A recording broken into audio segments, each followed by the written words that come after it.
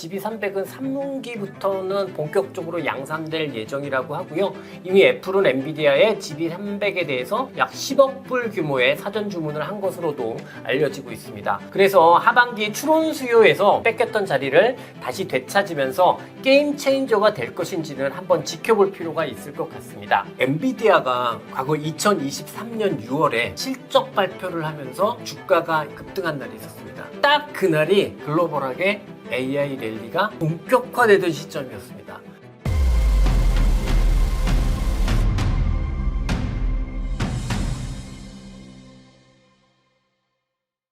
찐생 여러분 안녕하세요. 찐생 김진입니다. 시장 전반의 투자 아이디어를 조금 다각도로 깊게 살펴보면서 여러분들의 투자에 도움이 됐으면 하는 주식 필살기 시간입니다. 갑자기 제가 헤어스타일이 이렇게 바뀌었잖아요. 이것 때문에 찐생 어디 갔어? 이렇게 생각하실 수도 있는데 저 맞고요. 제가 원래 유전적으로 흰머리가 되게 많은 편인데 그동안은 어떻게 조금이라도 젊어 보이고 싶어가지고 매달 염색을 했었단 말이죠. 근데 이게 염색을 하니까 머리가 너무 자꾸 빠져요. 댓글에 탈모에는 이게 좋대요. 뭐 이런 댓글도 달아주시고 그래서 더 이상은 이제 염색을 하지 않기로 마음을 먹었습니다. 이 흰머리를 좀 더 예쁘게 길러야 되는데 그러려고 이제 머리를 좀 짧게 잘랐고요. 한 3달 정도만 좀 기다려 주시면 회색 빛깔의 찐샘 김진을 보실 수 있을 겁니다. 뭐 이 정도까지 저희 근황 토크 마무리하고요. 그러면 시작해 보겠습니다. 피디님 오늘 필살기 시작해 보실까요? 오늘은 찐쌤이 엔비디아 이야기를 하시겠다고 하셨는데요. 엔비디아를 주제로 생각하신 이유는 무엇일까요? 일단은 엔비디아 실적 발표가 이번 주 목요일 우리 시간 새벽에 있죠. 사실 이제 엔비디아 같은 경우에는 AI 인프라 그리고 AI 생태계를 실질적으로 이끌어가는 기업이기 때문에 사실 AI 전반에 대해서 이해를 하기 위해서는 늘 엔비디아 실적 발표에는 주목을 할 필요가 있습니다. 근데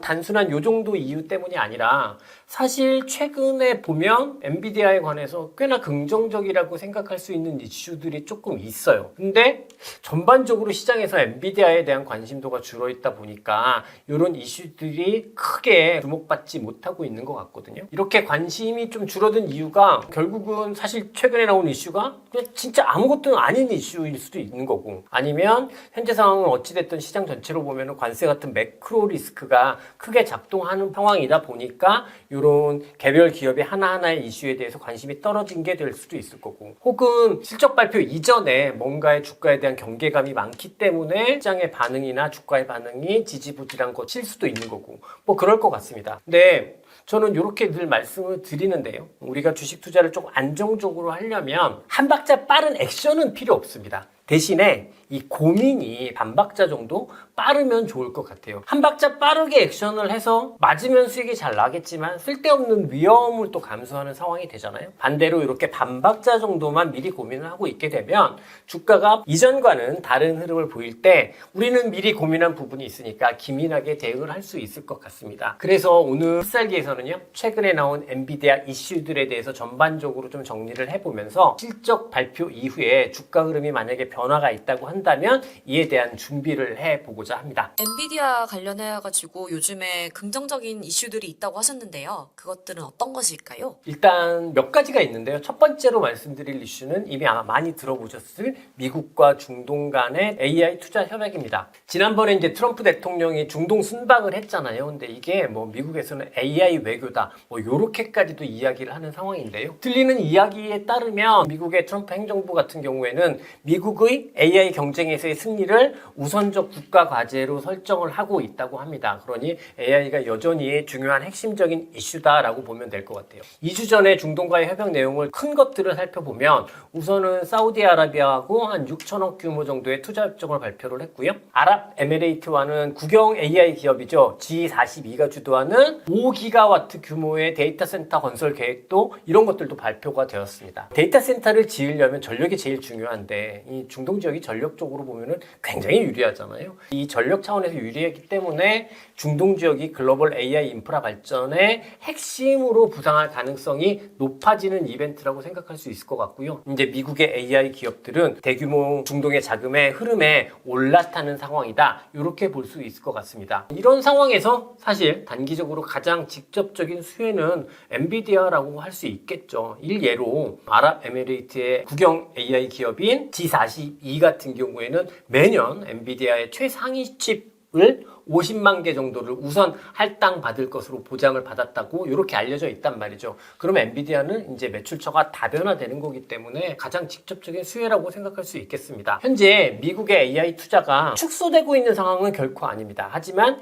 투자의 효율화가 조금은 더 강조되면서 기존의 학습 쪽 투자 증가율은 감소될 것으로 전망이 되는데 이렇게 중동에서 본격적인 AI 인프라 투자를 하게 되면 감소되는 학습 쪽 투자 둔화 부분을 상당 부분 상쇄시킬 수 있을 거라 생각을 하고 그렇기 때문에 엔비디아 입장에서는 당연히 긍정적인 이슈다 이렇게 생각할 수 있겠습니다. 두 번째로 생각해 볼 이슈는 지난 5월 19일부터 23일까지 대만에서 있었던 컴퓨텍스 2025입니다. 컴퓨텍스 2025가 뭐 어떤 행사인지는 뭐 시간 관계상 나중에 시간 있을 때 말씀을 드리기로 하고요.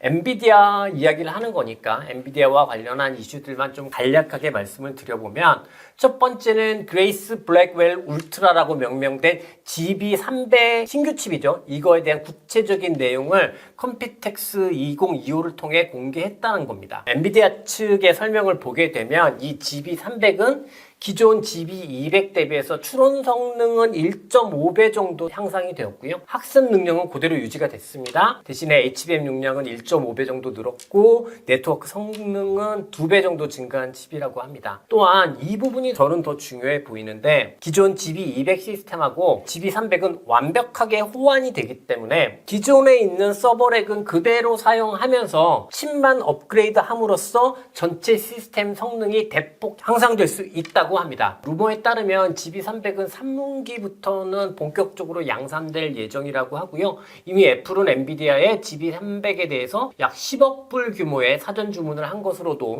알려지고 있습니다. 그래서 하반기 추론 수요에서 이 GB300이 에이지그한테 뺏겼던 자리를 다시 되찾으면서 게임 체인저가 될 것인지는 한번 지켜볼 필요가 있을 것 같습니다. 여기에 두 가지가 더 있는데요. 엔비디아는 이번 컴퓨텍스 2025를 통해서 AI 팩토리라는 새로운 개념을 제시를 했고요. NVLink 퓨전이라는 개방형 AI 인프라 표준을 공개를 했습니다. 이게 오히려 핵심이었다라는 이야기도 많은데 이게 조금 뭐 기술적으로 어려운 부분이고 그렇기 때문에 핵심적으로 우리 투자자로서 이해해야 되는 부분만 추려서 말씀을 드려보면 NVLink란 일종의 서버 시스템, 서버 렉을 말한다고도 할 수 있는데 NVLink 퓨전에서는 엔비디아 칩뿐만 아니라 다른 회사의 ASIC 칩, CPU 등도 호환해서 함께 사용할 수 있다고 합니다. 그러면서 이제 파트너 기업들로 브로드컴은 빠지고 퀄컴, 마벨 테크놀로지, 미디어텍 등이 소개가 됐습니다.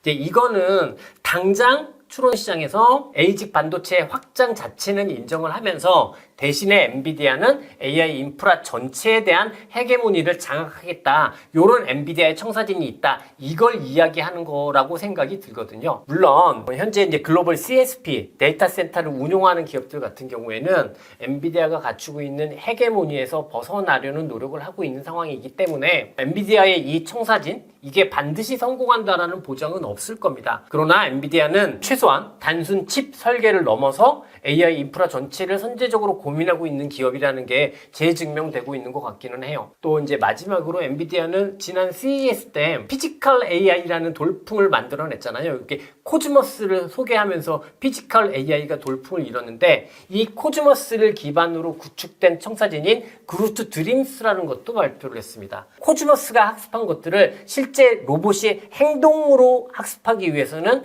3D 행동 궤적이라는 변환이 필요한데 이것을 해주는 게 바로 이번에 소개된 그루트 드림스라고 합니다. 즉 피지컬 AI에서도 가장 진일보한 기술적 선도력을 확장해서 확인시켜주고 있다. 이렇게 볼 수 있겠습니다. 지금 말씀드린 NVLink 퓨전이나 그루트 드림스나 사실 조금 더 자세한 설명이 필요한데요. 요거는 나중에 시간을 따로 내서 말씀을 드리기로 하고 가장 중요한 건 의미겠죠. 이제 이 의미를 짚어본다고 하면 사실상 이번 컴퓨텍스 2025를 통해서 공개한 엔비디아의 기술들은 지난 CES 때 시장에 엄청난 환호를 받았던 기술들을 조금 더 현실화시키고 구체적인 결과물들로 도출해낸 것이라고 할 수 있습니다. 근데 지난 CES 때는 시장에 엄청난 관심을 보였고 막 돌풍이 일었었잖아요. 근데 이거와 비교하면 최근에 시장의 엔비디아에 대한 반응은 굉장히 낯설게 느낄 수도 있을 정도로 차가운 반응인 것 같은데요. 그러면 우리는 생각만 반박자 빠르면 되는 거니까 시장에서 충분히 주목받을 수 있었던 이벤트임에도 불구하고 시장에 관심이 별로 없으니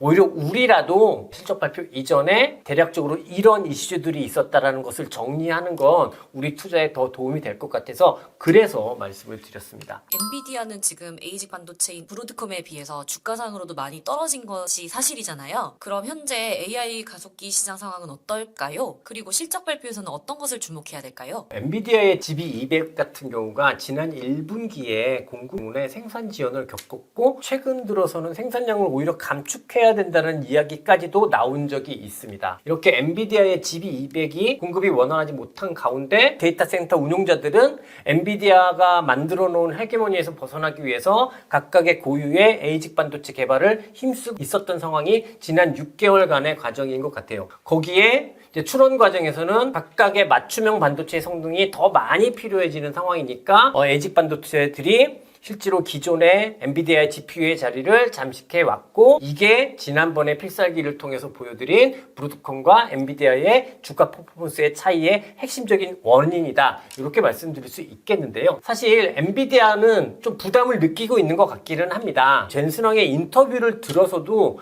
엔비디아가 조금은 쫄아있구나 이런 생각이 드는데요. 이번 컴피텍스 2025에서도 젠슨왕은 에이직이 효율성을 높일 수는 있겠지만 반드시 성공을 한다는 건 보장하지 못한다. 그리고 에이직이 특정 목적의 워크로드에서는 효율성이 있지만 이게 AI 인프라 영역에서 전체적으로 차지하는 비중은 크지 않고 일반적으로는 GPU나 범용 가속기가 훨씬 더 유연하고 비용 효율적이다. 뭐 이렇게 강조를 했단 말이죠. 이거는 그냥 역으로 생각하면 그만큼 현재 상황 에이직 반도체가 빠르게 잠식하고 있다. 라고 볼 수 있겠죠. 이게 전혀 문제가 안 된다면 이런 말 자체를 하지 않지 않았을까 이런 생각을 하고요. 그렇기 때문에 분기 실적 발표에서는 이런 것들에 대한 궁금증들을 해소할 여러 가지 의미들이 있는 것 같아요. 일단 직접적으로는 GB200의 양산이 2분기에는 얼마나 개선되었는지를 실적 발표를 통해 확인할 수 있을 것 같습니다. 실적이 만약에 컨센서스 이상이라고 하면 GB200의 양산이 다시 원활해졌다고 볼 수 있는 부분이겠어요. 그리고 앞서 다루었던 3분기부터 양산되는 GB300과 대중동적 수출이 얼마나 실적을 실질적으로 상향 조정시킬 수 있을지 가이던스를 통해 확인을 할 수 있을 것 같습니다. 예를 들어서 가이던스를 제시했는데 그 가이던스조차 시장의 예상치를 크게 상회하는 수치로 제시가 된다고 한다면 GB300을 통해서 추론 시대의 경쟁력이 일정 정도 회복될 가능성이 있다는 것, 그리고 미국 내에서는 투자 효율화 단계 때문에 주춤해지고 있는 AI 투자가 해외 수출로 인해서 다시 확장될 수 있는 것, 여기까지 이야기한다라고 볼 수 있습니다. 만약 그런 수준으로 가이던스까지 제시를 해준다고 한다면 그러면 어찌 보면 그동안 밸류에이션이 계속해서 축소되어 왔었는데 이 축소되어 왔던 밸류에이션이 다시 확장되면서 주가 상승 추세 전환을 주가가 본격적인 상승 추세를 보이는 것도 기대해 볼 수 있지 않을까 이렇게 생각을 합니다. 참고로 현재 컨센서스 상의 엔비디아의 이번 분기 추정 레비뉴 수익은 43빌리언 US 달러고요. 추정 EPS는 0.74불입니다. 이번 주 같은 경우 아무래도 유럽과의 관세 협상 이슈가 하루 만에 이야기가 바뀌고 뭐 그렇게 되고 있습니다만 여전히 그게 시장을 지배할 것으로 보이면서 엔비디아의 실적이 상대적으로 가려질 수도 있겠습니다만 관심 끄지 마시고 계속해서 주목해 보셨으면 좋겠습니다. 엔비디아가 과거 2023년 6월에 실적 발표를 하면서 주가가 23%인가요? 정확치는 않은데 20몇 %가 급등한 날이 있었습니다. 딱 그날이 글로벌하게 AI 랠리가 본격화되던 시점이었습니다. 그래서 실적 발표 이후에 주가가 아주 강하게 움직이면 움직일수록 사실 굉장히 좋은 거다. 이렇게 받아들이시는 게 더 유리할 것 같습니다. 네, 이상으로 엔비디아 실적 발표 이전에 우리가 조금은 알고 있으면 될 것 같은 부분들에 대해서 오늘 말씀드려봤습니다. 오늘 말씀드린 내용이 이제 엔비디아 실적 발표 이후에 주가 상승 요인이 될 거라고 단정을 할 수는 없을 것 같아요. 하지만 엔비디아의 주가가 실적 발표 이전에 굉장히 부진했잖아요. 지난 6개월 동안. 그 부진한 흐름을 딛고